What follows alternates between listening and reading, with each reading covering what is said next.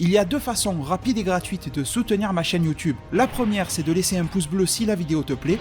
La deuxième, c'est de regarder une publicité gratuitement sur ma page Utip dont le lien est en description. Merci à tous. Salut les devins, c'est Saikyo. Petite vidéo aujourd'hui pour vous révéler des bonus qui ont été tout simplement révélés concernant le manga Dragon Ball Super. 2 pages bonus que Toyotarou a présentées lors de la Jump Victory Carnival. Enfin, Toyotarou ne s'y est pas rendu sur place, il a annulé, devait y aller mais il n'y a pas été. Mais il a quand même fait parvenir à tous les visiteurs de la Jump Victory Carnival un manga Dragon Ball Super bonus, manga très court de 2 pages. Qui viennent compléter l'arc Broly et l'arc Moro d'une certaine manière. Ne vous en faites pas, je vous proposerai sur ma chaîne très bientôt une vidéo de débrief sur la Jump Victory Carnival de Tokyo. Elle a eu lieu ce 21 juillet, celle d'Osaka arrive le 28. Je pense vous proposer la vidéo demain, un truc comme ça, mais j'ai voulu séparer le cas du manga bonus parce que ça prend un petit peu de temps et ça rallongerait un petit peu trop le débrief de la JVC 2019. Alors concernant ce manga, vous voyez la première page qui est affichée sous vos yeux. Ce que je vous propose là, c'est grâce à dragonballsuper-france.fr, je vous mets les liens en description. Vous voyez que nous sommes vraiment à mi-chemin entre l'arc Broly et l'arc Moro. Toyotarou dessine pour la première fois dans le manga. C'est vrai qu'on a eu une page bonus avec du Broly, avec du Gogeta, mais là vraiment en mode manga, case, dialogue, etc. c'est la première fois qu'il le fait. Et bien Broly dans son propre manga DBS.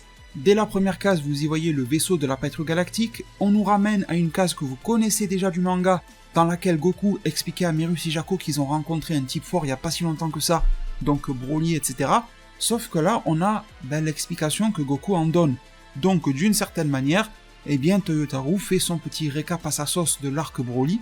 On y voit Broly sous sa forme SSJ-1, avec un Freezer derrière le vaisseau, Goku et Vegeta SSJ Blue qui lui font face. On voit directement après Gogeta Blue, on voit également derrière Piccolo, Goku et Vegeta qui fusionnent, enfin Goku et Vegeta fusionnent, pas Piccolo bien sûr. Lui il reste en tant que point de respawn de Call of Duty pour se téléporter sur lui quand t'as un problème, et également comme maître non pas kebabier mais tutoriel à Mafuba et autres techniques folkloriques de Dragon Ball. C'est un peu et malheureusement le point auquel en est rabaissé Piccolo dans Dragon Ball Super, espérons que l'arc Moro, avec l'attaque récente de Namek, puisse le rehausser et le réévaluer dans l'histoire de Dragon Ball, ça serait intéressant et plaisant pour nous les fans de DB. Ensuite sur la deuxième case, j'aime beaucoup la mise en scène de cette case là parce qu'elle récape beaucoup de choses en même temps. On y voit Gogeta qui tire un Kamehameha sur Broly comme à la fin du film. On voit en même temps en fond, là, vraiment la mise en scène de Toyotarou est bonne là. On y voit le Broly qui se fait TP grâce à Shenron que l'on voit juste à côté. Et Shirai et Remo. Remo qui est un petit peu en stress et Shirai qui formule le vœu. Je trouve qu'en une case, Toyotarou a vraiment fait fort. Il a réussi à résumer une scène qui dans la version animée du film Broly prend quand même nettement plus qu'une simple image à l'écran. Et enfin, sur la deuxième moitié de la deuxième et dernière page, on y voit Jaco, Goku, Vegeta, Mirus, etc. plus un récap sur Bardock, le roi Cold. J'aime beaucoup la manière dont est dessiné le roi Cold. Paragus, le roi Vegeta. Roi Vegeta qui je trouve ressemble beaucoup plus aux anciennes versions, entre guillemets pas canon du roi Vegeta, plutôt qu'à celle du film. Mais bon voilà, ça passe bien dans tous les cas. On voit Guinée, la mère de Goku, et on voit Goku et Vegeta. Donc voir tout ça c'est bien beau, mais le comprendre c'est encore mieux, et ça tombe bien parce qu'on en a la traduction. Je démarre la lecture, on nous dit que ces pages bonus reprennent le passage dans lequel Goku fait allusion à Broly dans l'un des récents chapitres du manga. La première page résume très brièvement ce qu'il s'est passé dans le film Dragon Ball Super Broly. Sur la seconde, Jaco demande où est Broly actuellement et s'il n'y a pas un risque qu'il revienne attaquer. Goku explique alors que c'est quelqu'un de bien en parlant de Broly, donc aucun risque. Et Vegeta précise que Broly est retourné sur la planète Vampa, ou Vampa comme vous voulez. Est-ce que c'est un indice par rapport à Yardra à la fin du chapitre 50 sur lequel Vegeta se rend et qu'ensuite il voudrait se téléporter auprès de Broly? Bon, je vous ai dit que j'étais moyennement chaud, mais bon, pourquoi pas? À ce jour 22 juillet 2019, tout est possible vraiment. Mirus demande pourquoi Broly se trouve sur une telle planète, la planète Vampa sur laquelle il n'y a rien, et Goku dit qu'il ne se rappelle plus. Il demande à Vegeta, mais ce dernier ne sait pas non plus.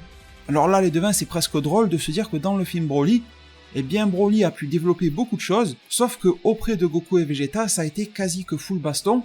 Il y a vraiment Goku qui a lu au travers du cœur de Broly, je pense que Gogeta a pu le faire aussi, Vegeta solo moyen parce qu'il voulait vraiment en finir avec lui, mais que Broly n'a pas pu dire à ses collègues Saiyans, voilà ce que j'ai vécu, voici ce qu'est ma vie, voici pourquoi je suis comme ça aujourd'hui, etc.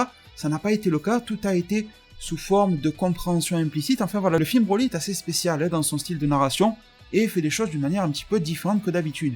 Et alors le narrateur ou la voix off si on était dans un animé précise alors que tous les faits qui se sont passés sont des conséquences des faits accomplis dans le passé par leur père. Donc on voit l'image à Roi Cold, Bardock, Paragus, roi Vegeta, Guinée, bon ils disent leur père, mais bon voilà, Guinée a quand même eu un rôle par rapport à Goku, mais que tout ça s'est fait accompli par leur père, et bien Goku et Vegeta l'ignorent. À la fin de ces pages-là, et bien Goku et Vegeta continuent de réfléchir sur le pourquoi ça s'est passé comme ça. Goku se demande si ce n'est pas parce qu'il aime ce genre de planète aride, Goku un peu débile est de retour, et puis après tout Broly est un petit peu hors norme, et Vegeta répond que non, il lui semble que c'était la faute de son père. Donc, est-ce que ça va ouvrir sur quelque chose par la suite? J'en doute un petit peu, parce que ça serait une lourde entreprise pour Vegeta, il faudrait ramener la planète Vegeta, etc. Mais bon, on n'est jamais à l'abri de quelque chose de ce style-là. Mais bon, en tout cas, la direction est prise pour Yardra pour Vegeta. Après, c'est vrai qu'il y a de quoi lancer pas mal de théories, vu que dans le chapitre 50, on a Vegeta qui nous dit que nous, le peuple Saiyan, nous sommes forts, enfin voilà, sur la puissance brute, que là, dans ce chapitre spécial, qui normalement est sans conséquence sur la trame principale, comme l'an dernier avec les Cell Junior et C17, Vegeta fait référence à la faute de son propre père. Est-ce que Vegeta ne voudrait pas soit se rapprocher des Saiyans de l'univers 6 qui sont les derniers vivants, ou ramener les Saiyans de l'univers 7, mais après tout dans quel but? Parce que ceux de l'univers 6, bien qu'ils soient gentils, ils sont relativement faibles, et ceux de l'univers 7, si tu les ramènes aujourd'hui, ils sont méchants, ou en tout cas ils ont un fond pas super cool non plus, et en plus de ça, ils sont pas forts du tout, donc c'est un petit peu bizarre. Il y a toujours l'option de faire un rituel à l'appel, mais bon, on verra bien ce que l'avenir nous propose. En tout cas, on va pas trop s'attarder sur les théories aujourd'hui, je voulais surtout vous proposer des faits par rapport à ces 2 pages de manga que vous avez pu voir sous vos yeux et être résumés dans vos propres oreilles, si je peux le dire ainsi, durant cette vidéo-là.